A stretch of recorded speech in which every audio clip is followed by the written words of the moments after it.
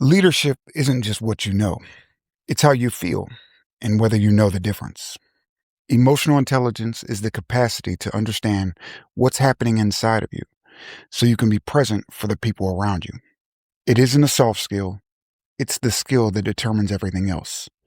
The culture you build, the trust you earn, the silence you either create or close.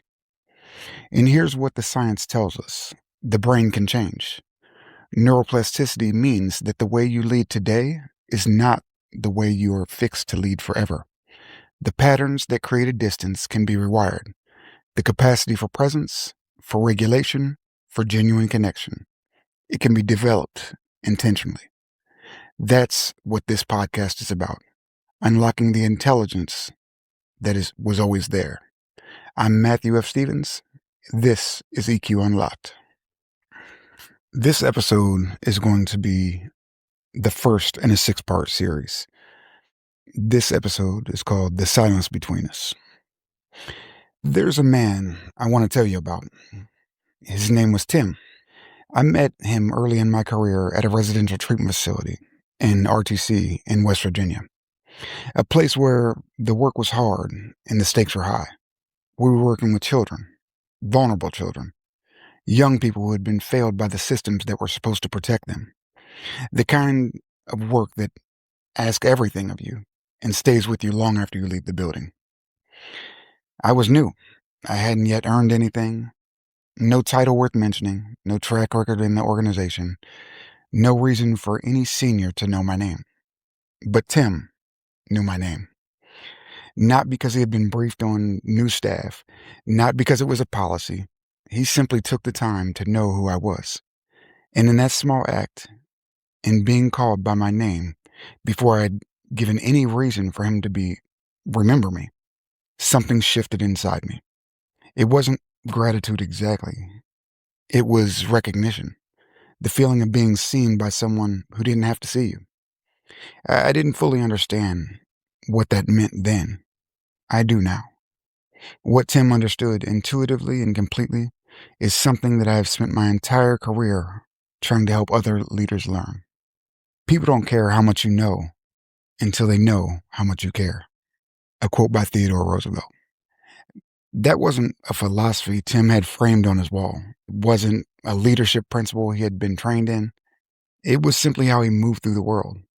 And I watched closely over time what that did to the people around him. Tim was unconventional. His methods weren't from like a leadership textbook. He didn't lead by authority or by the weight of his title. But what he created in that facility was something that most organizations spend years and millions of dollars trying to manufacture and fail.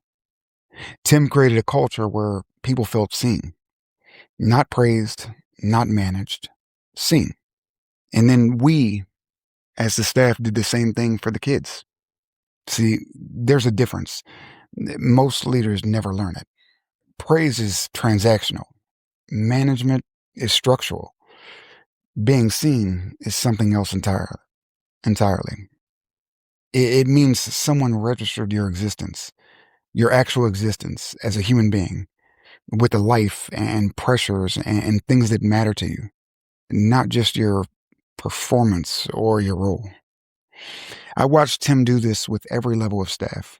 The same attention, the same quality of presence, whether he was in a conversation with a clinical coordinator or a psychologist or someone on the front line who had just come off a hard shift with a difficult child.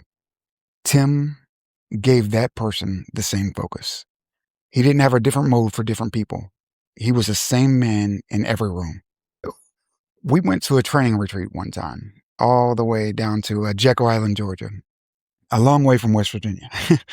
And even there, away from the facility, away from the daily weight of the work, you could see exactly who Tim was. And, one night there was a young lady on our team and she had had too much to drink. It happens. People are away from home, they're relaxing, the pressure of the work, it lifts a little bit. But Tim, he didn't make a scene. He didn't reprimand her in front of anyone or turn it into a lesson. He, in female member of the staff quietly made sure she got back to her villa safely. And then, and this is the detail I've never forgotten, he called the villa. He spoke with the person she was staying with to make sure she had arrived, that she was okay, and that someone was with her. That's it. That's the whole story. No announcement, no follow up debrief, no performance of caring, just a leader who noticed someone in his charge needed something and made sure she had it. That consistency, that same quality of attention, whether you were a clinical coordinator or a junior member of staff at a retreat in Georgia, that is what people follow. Not the title, not the strategy deck, not the vision statement on the wall, the consistency of being treated like you matter. I want to tell you about the moment that cemented everything I believe about leadership. Some point I had been called to Pennsylvania to a different facility, one that was struggling pretty badly. The staff had checked out emotionally, mentally, and that facility, it was going under, and everybody knew it. I wasn't there to rescue anything. Nobody could rescue it. I was there to make sure the children were safe during the transition. That's the work nobody talks about, the quiet, unglamorous work of holding things steady while something falls apart around you. And that was exactly what I was there to do, is just hold it steady. One morning, I woke up and there was something horribly wrong. My leg had swollen to a point where I couldn't even bend it. I ended up in the hospital. I had 4 blood clots in my right leg. And so I was in the hospital for a few days. Again, I'm in Pennsylvania. I'm alone. I'm far from home, in the middle of a situation I hadn't asked for. But Tim and the person directly beneath him got in the car and drove to Pennsylvania. They stayed 5 minutes. 5 minutes. They didn't bring a strategy. They didn't come with a plan for managing my absence from work. They didn't come with paperwork or policy. They came because I was one of theirs. And I was in a hospital bed alone. And that was enough of a reason for them to make that drive. 5 minutes. That's all it took to create a loyalty I've carried for decades.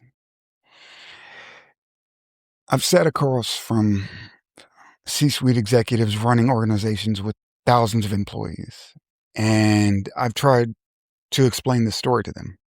And I watch something happen in the room when I do, because they understand it immediately. They feel it in their chest. They know exactly what Tim did and why it mattered.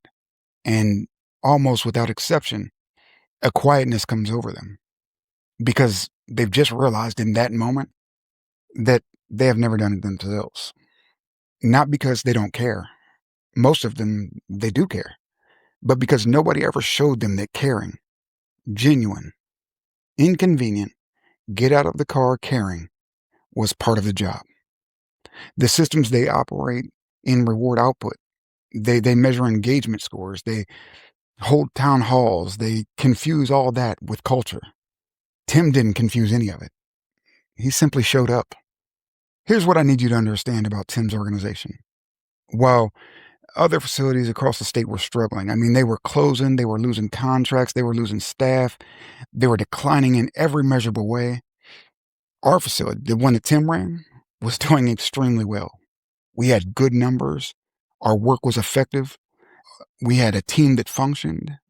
In an environment where facilities were failing, Tim's was holding, and it was holding together tightly. But Tim had had an ongoing feud with a young lady that would have been his equal at the time. It was a disagreement they had been building for a very long time. And I never knew the ins and outs of it, but everybody knew that it existed. And eventually, she was promoted. And the moment an opportunity came, she fired him. Not because the facility was failing, not because the work was suffering, not because the children were at risk, but because of a conflict at the top that had nothing to do with the people who were actually doing the work. I had already left by then, but I watched what happened next to the people I'd worked alongside. people I'm still in contact with to even to this day. We at that job we developed friendships and relationships that I think none of us realized was going to last a lifetime. We've actually watched some of our peers pass away. And guess what? Even in those moments, we were together because we built more than just a team. And it was because of Tim's leadership that happened. And, you know, as the facilities, after Tim left, the facilities started going downhill. The frontline staff, they went first. And then it was a therapist. Then it was a clinical coordinator.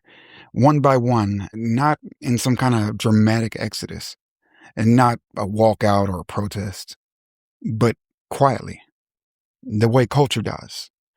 Not with collapse, but with the slow fading.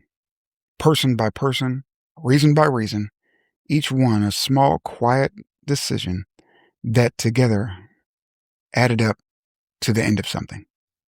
What left with Tim wasn't just a good manager.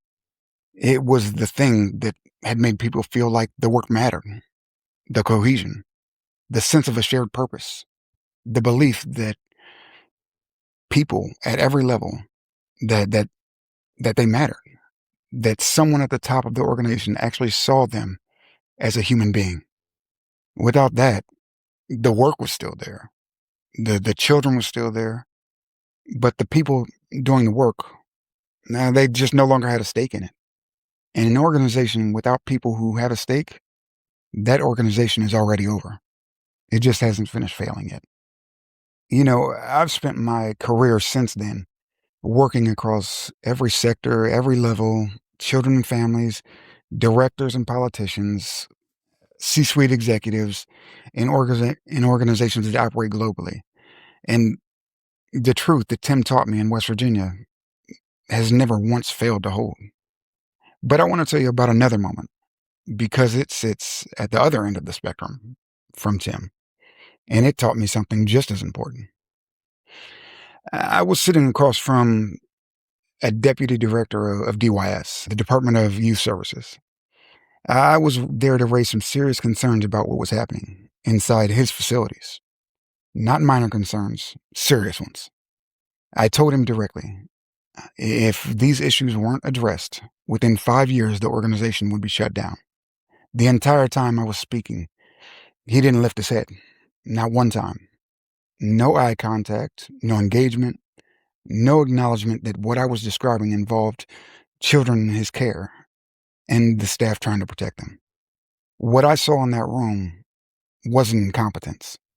It was disconnection, a complete absence of concern for the safety of the young people, for the people working alongside them, for anything beyond whatever was already occupying his attention. He had already left the room, even while he was sitting in it. Several years later, an investigative report was conducted by multiple news outlets. The Ohio Department of Youth Services, Indian River, was shut down. I think about that room sometimes, and I think about Tim's hospital room, or Tim visiting me in the hospital room, excuse me. Two leaders, two entirely different relationships to people in their care. One who got in the car and drove to Pennsylvania for 5 minutes, and the other who couldn't lift his head for a conversation about children at risk.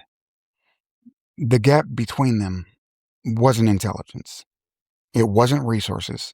It wasn't strategy. It was whether they had genuinely connected the people in front of them to the work that carried their name. And you see, people follow leaders who see them, not leaders who perform seeing them, not leaders who use language of care as a management tool, or who run engagement surveys and call it listening, but leaders who are actually genuinely curious about the human beings in front of them. You don't need a budget for this. You don't need program or a framework or a consultant. You need the willingness to know someone's name before they've given you a reason to remember it. To make sure a young woman gets back to her room safely at a work retreat. To drive to a hospital when someone is alone and stay for 5 minutes because showing up is the entire point. Most leaders I meet are not indifferent to their people. They care. They genuinely do. But they're operating in systems that have never taught them how to show it. Systems that reward output, measure activity, and confuse both of those things with culture. The gap between what a leader says and what people beneath them feel is not usually a gap of intention.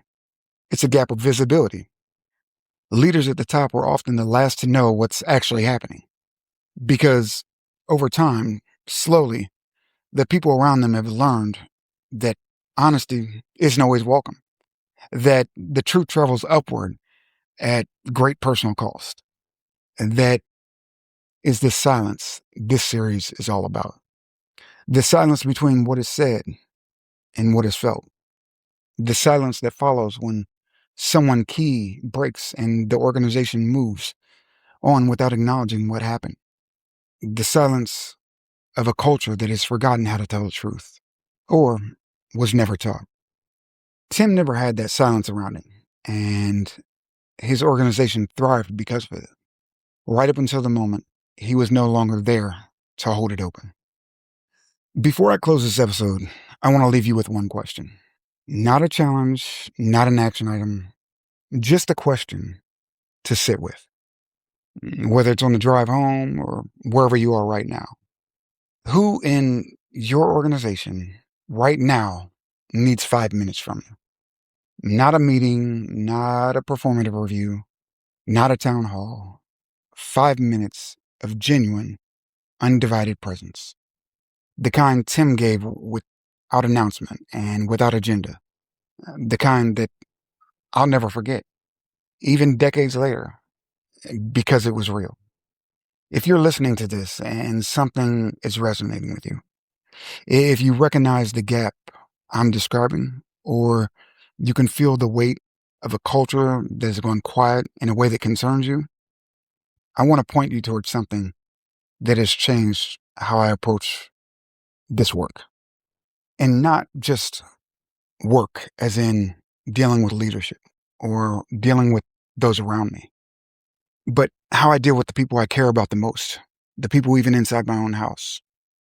It's called ORS, Operational Regulation Systems. It's built on the science of emotional intelligence and on something I believe since the day Tim walked into that hospital room, that a regulated leader determines the culture that forms around them. The deputy director who couldn't lift his head, that wasn't just indifference. That was a leader who had lost the capacity to stay present with difficult information, to regulate himself in the face of uncomfortable truth. And that dysregulation at the top of an organization, any organization, doesn't stay contained. It filters down. It shapes what people say, what they hide, and what they carry alone. ORS gives leaders the tools to understand their own emotional state, to recover faster from inevitable pressure of the role, to build teams that are genuinely capable of doing the same. What Tim had naturally, that steady, present, human quality of leadership, ORS helps to develop intentionally for leaders who are ready to close the gap between what they say and what their people feel. You can find out more between now and next week by visiting the website matthewfstevens.com. And next week, we're going to go deeper. We're going to talk about the echo chamber, why the most capable leaders are often the last to hear the truth, and what it costs when silence finally breaks. I'm glad you're here. Let's keep going. Thank you for joining me for another episode of EQ Unlocked. As always, be amazing, be you. As this episode comes to a close, take a moment to notice what stood out for you. Emotional intelligence isn't about having all the answers. It's about building awareness, understanding yourself and the people around you, and choosing how you respond, especially when things feel difficult. Growth happens through reflection and practice, not pressure or perfection. If this conversation supported you, consider sharing it with someone who may benefit from it as well. To explore more tools and resources around emotional intelligence and personal development, connect with EQ Unlocked and Knowles. Until next time, remember, Better awareness leads to better choices, and better choices lead to a better life. This is EQ Unlocked.